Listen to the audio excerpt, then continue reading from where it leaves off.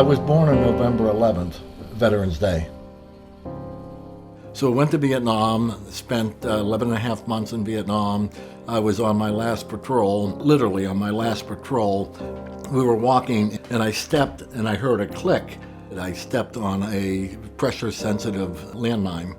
And then kaboom, my leg was all twisted and turned underneath me. And am I going to live? Or am I going to lose my leg? Those were my concerns. Never even thinking, that there'd be anything else, such as a hearing loss 31 years later. And I was wounded actually in 1967, which resulted in an amputation of my right leg. It wasn't until 1998, 31 years later, that I started to have hearing problems. It's progressively gotten worse to the point that I need 2 hearing aids, and without the hearing aids, I can barely hear a thing.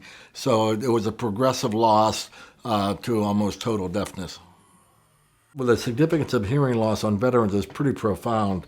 Hearing loss, or tinnitus, which is ringing in the ears, is the first and second most rated disability by the VA. CBS had reported that 60% of the returning veterans from Iraq and Afghanistan were experiencing some form of hearing loss, but they're kind of like me, they're in denial.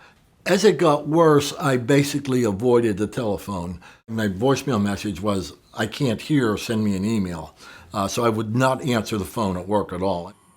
The groundbreaking was March 26, 1982. We formed the Apex, the 100 of us, in the shape of what the memorial was going to be. 50 one way and 50 the other way, forming basically the V. At a given point in time, we all, dug our shovel in and moved the dirt to break the ground.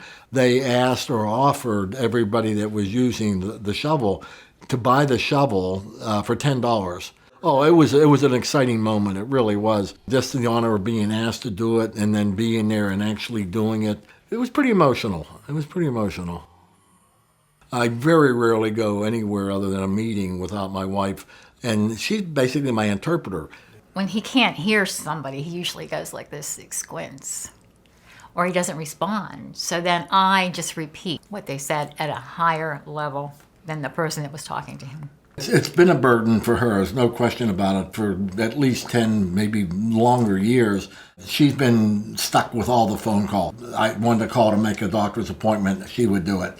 Making hotel reservations or restaurant reservations, call for a handyman. She gets stuck with doing all of that stuff. So yes, Carolyn's had a real burden with this. Ron is very independent with this phone. I don't have to be close by to try and help him out with the conversation. Oh, it's been invaluable. Anyone with a hearing impairment must have this service. It's more than just the phone.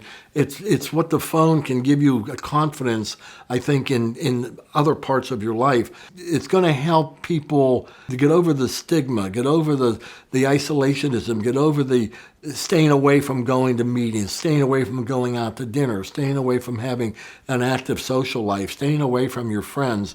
I think it's very, very important that these programs be continued and be supported by the government and by advocacy organizations. This is important to a certain segment of our population nationwide. It benefits me. If it benefits me, it's got to have a benefit for you. I just think it's a great device. And it's free, which I think is wonderful. It's a life changer.